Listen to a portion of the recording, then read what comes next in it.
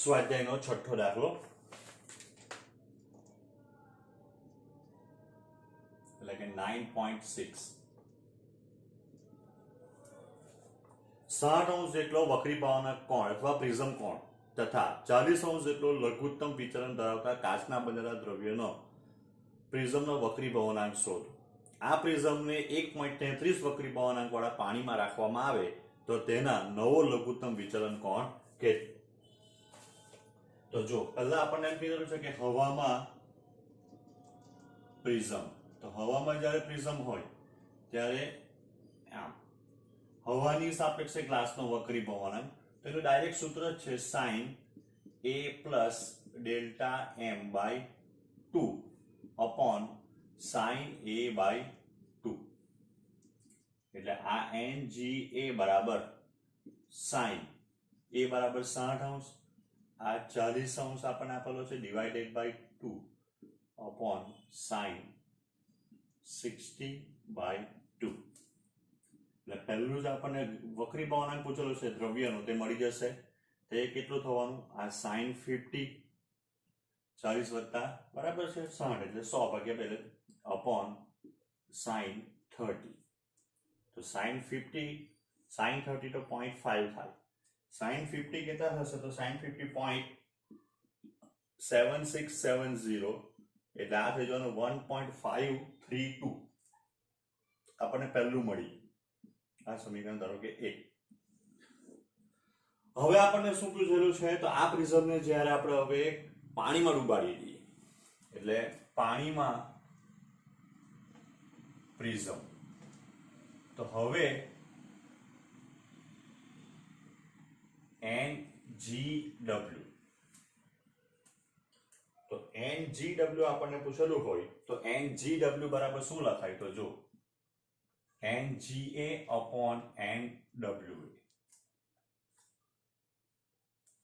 હવાની સાપેક્ષે ગ્લાસનો વક્રી ભવનાંક, હવાની સાપેક્ષે પાણીનો વક્રી ભવનાંક ઇઝ ઇક્વલ્સ ટુ આ થઈ ગયું sin A delta m dash by 2. કારણ કે નવો આપણને વિચલન કોણ પૂછેલો છે, એ જે છે તો એનો એ જ રહે. પાણીમાં મૂકવાથી વક્રી એનો પ્રિઝમ કોણ કે વક્રી ભવનાંક કોણ બદલાતો નથી. Divided by sin A by 2. આ 1.532 અને પાણીનો વક્રી ભવનાંક આપણને આપેલો છે 1.33 કીધેલું છે.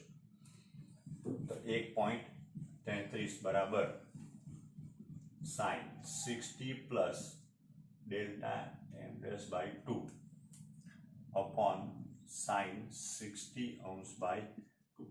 આ બેનો ગુણોત્તર કેટલો આવશે? તો આ બેનો ગુણોત્તર પહેલા એક કામ કરીએ, 1.532 1.33 is equals to sin A plus delta m dash by 2. આ sin 30 એટલે 0.5, તે આ બાજુ લઈ આવીએ 0.5. sin 30 એટલે 0.5, તે આ બાજુ લખી દો 1.532 upon 1.33 બરાબર sin A plus delta m dash by upon 2. બરાબર. અને આનું જે મૂલ્ય આવશે એ 0.5759 બરાબર sin A plus delta m dash by 2. તો હવે આ કોનો સાઇન થશે? તો એ 72 અંશ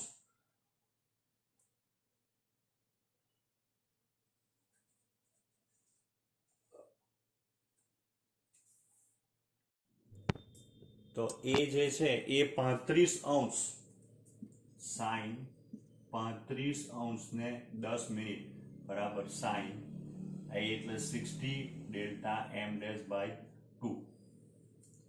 એટલે આ sin નીકળી ગયા, બે આ બાજુ જાય તો એ 70 20 બરાબર 60 plus delta m dash by 2. એટલે ડેલ્ટા m ડેશ બરાબર 70 20 માઇનસ 10 60 60 0 એટલે ડેલ્ટા m ડેશ બરાબર 10 અંશ ને 20 મિનિટ્સ આપણને મળશે. સ્વાધ્યાયનો 9.22 1.524 વક્રી ભવનાંક વાળા સમબાજુ પ્રિઝમ જેનો અસરકારક વક્રી ભવનાંક કોણ 60° એક સપાટી પર પ્રકાશના કિરણને કેટલા કોણ આપાત કરવાથી તે જસ્ટ પૂર્ણ આંતરિક પરાવર્તન અનુભવે એટલે કે બીજી સપાટીને સમાંતર પ્રસરે. આપણે આકૃતિ દોરીને સમજીએ.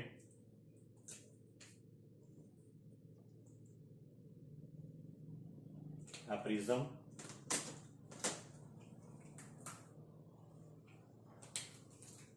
અહીંયાથી પ્રકાશનું કિરણ આપાત થયું, અહીંથી વક્રીભવન પામ્યું, બરાબર છે. બીજી સપાટી જે છે એ બીજી સપાટી ઉપર આપાત થયું તો અહીંથી પ્રકાશનું કિરણ જે છે અહીંયા આ પૂર્ણ આંતરિક પરાવર્તન થઈ ગયું. એ પૂર્ણ આંતરિક પરાવર્તન થાય એનો અર્થ એમ થાય કે જો આને હું I ગણું, આ R1 આ R2 ને આ ખૂણો જે છે એ અહીંયા સપાટીને સમાંતર થઈ ગયું, આ A B C. તો જો વક્રીભૂત અથવા નિર્ગમન કિરણ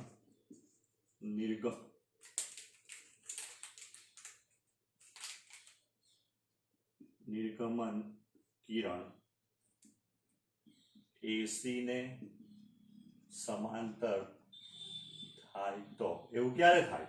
જ્યારે R2 બરાબર C થઈ જાય. આ જે ખૂણાનું મૂલ્ય છે અહીંયા આ બિંદુ જે છે અહીંયા ધારો કે આ P Q અહીંયા R, તો R બિંદુ પાસે આપણે વિચાર કર્યો તો R બિંદુ પાસે પ્રકાશનું કિરણ ઘટમાંથી પાટલામાં જતું છે, ત્યારે આપાત કોણનું મૂલ્ય ક્રાંતિ કોણ જેટલું થાય ત્યારે પૂર્ણ આંતરિક પરાવર્તન થાય.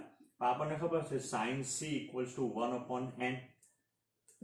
therefore sin R2 બરાબર 1/n. n બરાબર આપણને આપેલ છે 1.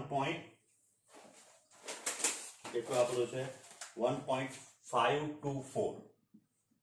તો is equals to sin R2 બરાબર 1.6 એટલે 0.6562. આ કોનો સાઇન થશે? તો sin R2 બરાબર આ થવાનો સાઇન 41°. એટલે R2 બરાબર 41° મળી ગયું. જ્યારે એમ કહેવાય કે અહીંયા 41 નો ખૂણો બને ત્યારે આ પૂર્ણ આંતરિક પરાવર્તન થઈ જાય.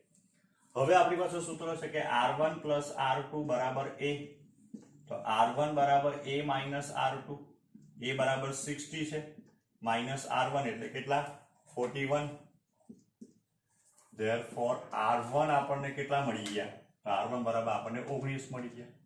તો હવે R1 મળી ગયો તો આપણને I મળી જવાનું. કેમ? તો હવે સ્નેલનો નિયમ,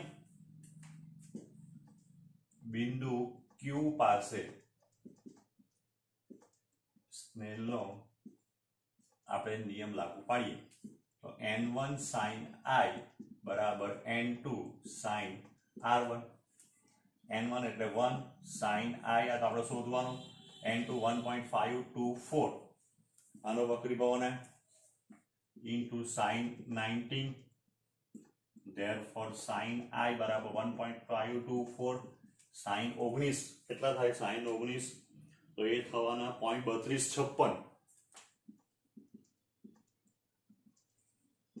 તો therefore sin I બરાબર આ બેનો ગુણાકાર થવાનો 49.62.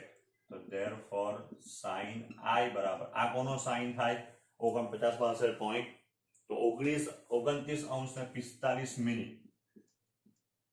એટલે I બરાબર આપણને મળી જવાનું 29° ને 45 મિનિટ.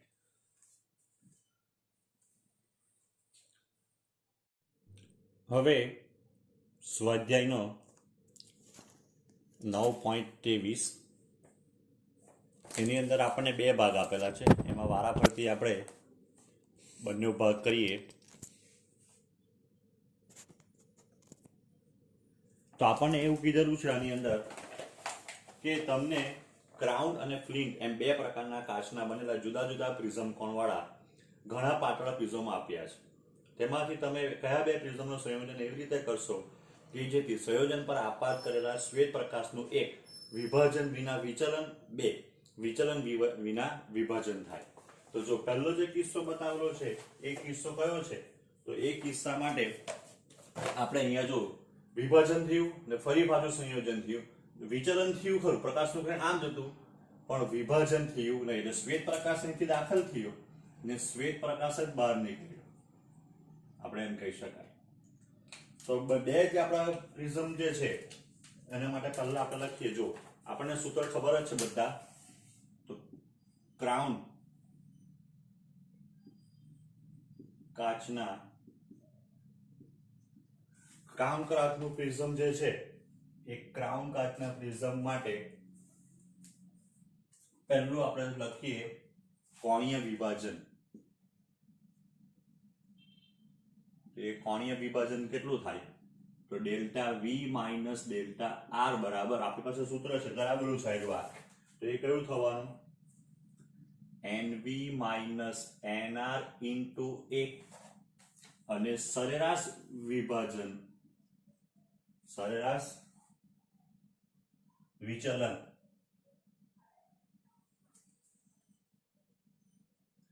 ડેલ્ટા વાય બરાબર ny માઇનસ 1 ઇન્ટુ એ. ચાલો એ જ પ્રમાણે હવે કોના માટે લખીએ? તો ફ્લિન્ટ કાચ. આપણે બીજો કાચ કયો કીધેલો છે? બીજો કાચ ફ્લિન્ટ જ છે કે ફ્લિન્ટ. તો ફ્લિન્ટ કાચના પ્રિઝમ માટે, તો ફ્લિન્ટ કાચના પ્રિઝમ માટે ડેલ્ટા હવે ડેશ લખીએ, તો અહીંયા NV dash minus NR dash into A dash બરાબર, અને સરેરાશ વિચલન ડેલ્ટા y ડેશ બરાબર NY dash minus 1 into A dash. હવે જો વિચલન ન થાય, વિભાજન ન થાય તો શું થાય? તો વિભાજન ન થાય તો કોણીય વિભાજન શૂન્ય થવું જોઈએ, એટલે delta V minus delta R plus delta V dash minus delta R dash બરાબર 0 થાય. તો તમારે એમ કહેવાય ને કે આ વિભાજન થઈ ગયું. કોણીય વિભાજન કેવું થાય? 0. વિભાજન થવું નહીં જોઈએ. તો NV minus NR into A plus NV dash minus NR dash is equals to into A